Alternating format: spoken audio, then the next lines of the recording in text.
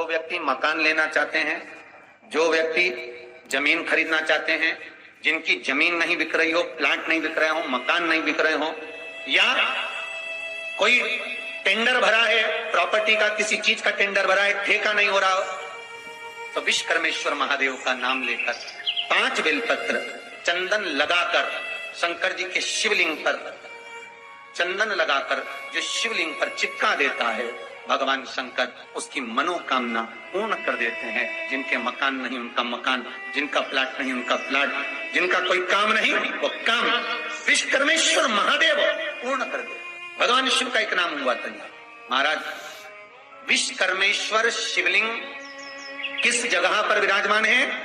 तो महाराज कर्नाटक की भूमि में श्री भगवान शंकर का विश्वकर्मेश्वर शिवलिंग विराजमान है, जहाँ शंकर भगवान स्वयं भूमि फल प्रदान कर, जिसका मकान दुकान नहीं बिक रहा हो, कोई प्रॉपर्टी अटकी पड़ी हो, नहीं बिक रही हो, विश्वकर्मेश्वर महादेव शिव का स्मरण। और बहुत जल्दी अगर कोई चीज बेचना है, कोई भूमि फंसी पड़ी है, अटकी पड़ी है, बिकी नहीं रही, या कोई प्लाट या मकान, तो काली तिल उसमें हल्दी मिलाकर विश्वकर्मेश्वर महादेव का नाम लेकर शंकर के शिवलिंग पर चढ़ा दे। किसी भी शिवलिंग, विश्वकर्मेश्वर शिवलिंग का व्याख्यान अगर कोई रात्रि में सोने पर कमर में अगर तकलीफ रहती हो, रीढ़ की हड्डी में अगर तकलीफ रहती हो, तो महाराज विश्वकर्मेश्वर महादेव का नाम लेकर 1 लोटा पानी शंकर के शिवलिंग पर चढ़ाएं, 5 बेलपत्र रखकर, 3 शमी पत्र रखकर विश्वकर्मेश्वर महादेव के नाम से शिव जी को चढ़ाकर कटोरे में वो जल झेल लें।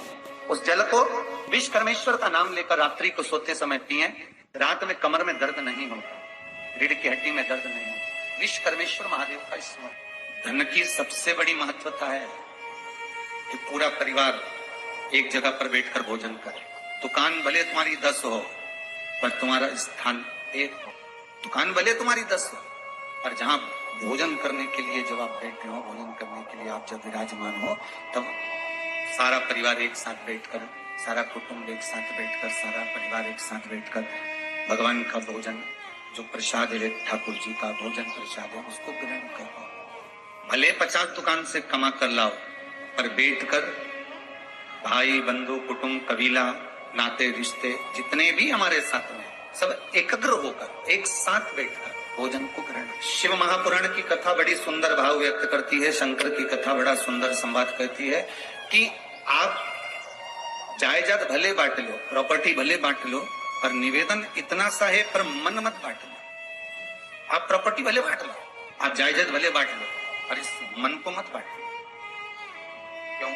क्योंकि मन अगर बट गया, मन अगर बट गया, तो फिर तुमने जो प्रॉपर्टी बांटी है उसका कोई मोल तक, उसका कोई महत्व नहीं है। मन नहीं बटना चाहिए।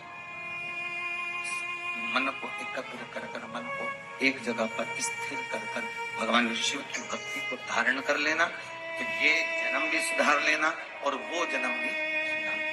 मनुष्य की देह मिली है तो ये जन्म तो तुम्हारा दिल संवारने के लिए ही तो पैदा हुआ। अपने को जन्म मिला ही काय के लिए? मानव का शरीर काय के लिए मिला? ये केवल इस मानव शरीर में हमको केवल यही तो समझना है कि ये जो पूर्व में कर आए हैं, तो मनुष्य का शरीर मिला है भजन करने के लिए, दान करने के लिए, पुण्य करने के लिए, सत्कर्म करने के लिए, नाम जाप करने के लिए, नाम स्मरण करने के लिए। ये मानव की जो देह मिली है, ये हमको पुण्य करने, सत्कर्म करने के। और यदि हम इस देह से सत्कर्म ना कर पाए, भजन ना कर पाए, कीर्तन ना कर पाए, स्मरण ना कर पाए, नाम जाप ना कर पाए, तो फिर ये मानव की देह किस काम? भोजन तो भोजन। आज के जमाने में तो लोगों ने घर के पूजन को भी बांट लिया। सत्यता की बात कह रहा है। बड़ी बहू जिस कमरे में रहती है वो सेवा अलग कर रही है, छोटी बहू जिस कमरे में रह रही है वो सेवा अलग कर रही है, मंझली बहू जहां रह रही है वो सेवा अलग कर रही है। अब एक घर में 3-4 ठाकुर जी हैं, अब एक घर में 4 भोलेनाथ जी हैं, एक घर में 3-4 भोलेनाथ जी, 3-4 ठाकुर जी। ऊपर अलग हैं, साइड में अलग हैं, नीचे अलग हैं, पीछे अलग हैं। बहुओं ने जिस भाव से रख रखा है, बहुओं ने जिस भाव से विराजमान कर रखा है, हम मना नहीं करेंगे। हम कहेंगे कि बहुत प्रेम से करो, सेवा कर रही हो, आपके कमरे में कर रही हो, मना नहीं। आपके कक्ष में कर रही हो, वो भी मना नहीं। आप जहां जाकर कर रही हो, वो किसी चीज की आपको मना नहीं है। आप बड़े प्रेम से करो, बड़े आनंद से करो। पूजा का घर और रसोई घर, ध्यान दीजिएगा। पूजा का घर, रसोई घर, पितरों का परिंदा, पानी का मटका, हंडा। शिव महापुराण की कथा कहती है प्रयास करना कि ये एक ही रखना। कम से कम तुम कितना भी झगड़ा कर लो, कितना भी लड़कर चले जाओ, अपने अपने कमरों में जाकर बैठ जाओ, कम से कम पूजन के समय पर जब इकट्ठी होगी तो दो बात बोलने में तो आएगी ना। बात कब खत्म होती है? जब वो बोलने में आ जाता है कि हाँ साहब ऐसा हुआ, कोई क्षमा याचना, विनती, निवेदन, ये वो कुछ बात। अब तुमने तो कह दिया मैं तेरा मुंडा ही नहीं देखूं, और मैं तो तुझे बस देखो नहीं, तू मेरे सामने मत आना, मैं तेरे को देखूंगा ही नहीं और मैं तेरे को देखूंगी ही नहीं। अब ये संवाद जब सामने आ गया तो बस कि वो तुम्हारा मुंह नहीं देखे, तुम उसका मुंह नहीं देखो, बात कैसे खत्म हो? तो उस बात को भी तो खत्म करना पड़ेगा ना अपना। पूजन का स्थान कितना होना चाहिए? एक। दूसरा, रसोई घर जम के बोलिए एक। कितना भी क्लेश हो घर में, लड़ रहे हो ना, भोजन करने जब बैठोगे ना, आपस में कुछ तो बोलना होएगा ना। मेरी तो इसके साथ बिल्कुल नहीं पटे, मैं तो अलग भोजन बनाऊंगी तो बने। मंदिर एक तुम्हारे घर में होना चाहिए। 10 जगह पर भगवान को बिठाया मना नहीं है, ठाकुर जी की सेवा आप अपने कमरे में कर रहे हो मना नहीं है, पर सास ससुर एक नियम बना दें, घर का बुजुर्ग एक नियम बना दे कि ये जितने भी हैं घर में भले अलग अलग बैठे हुए हैं भगवान, तुम अपने अपने घर में जाकर कमरे में जाकर करो, पर एक समय जब सुबह का ब्रह्म मुहूर्त हो, 4, 5, 6, 7, 8, 9, 10, 11, 12 जितनी बजे घर के सब सदस्यों को फुर्सत मिल जाए, तब सारे के सारे एकत्रित हो जाओ और एकत्रित होकर भगवान की भक्ति में डूब जाओ। एक क्षण के लिए, एक समय के लिए, एक पल के लिए, एक घड़ी के लिए, एक निश्चित समय में आकर अपन एक जगह बैठे।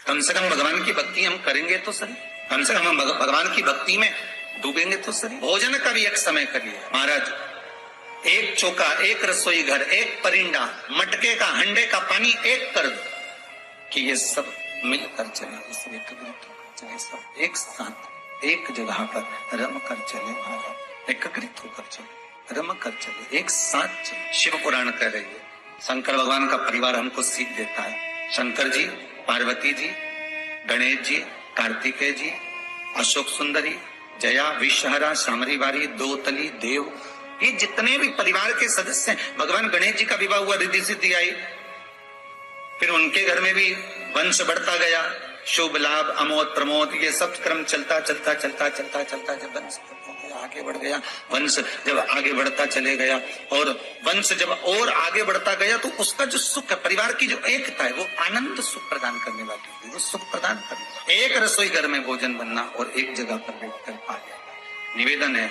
कितना भी मन मोटा हो जाए, कितना भी विवाद हो जाए, कितना भी झगड़ा हो जाए, कितने भी लड़ लियो, पर व्यासपीठ शिव महापुराण की कथा कहती है लड़ने के बाद भी बात बंद मत करना, क्योंकि बात ही ऐसा एक संवाद होता है जिससे हम किसी व्यक्ति से पूछकर, ताजकर, बात कर उसको जोड़ सकते हैं, उसको एकत्रित कर सकते हैं। बात ही निवेदन है, बात बंद ना करी जाए।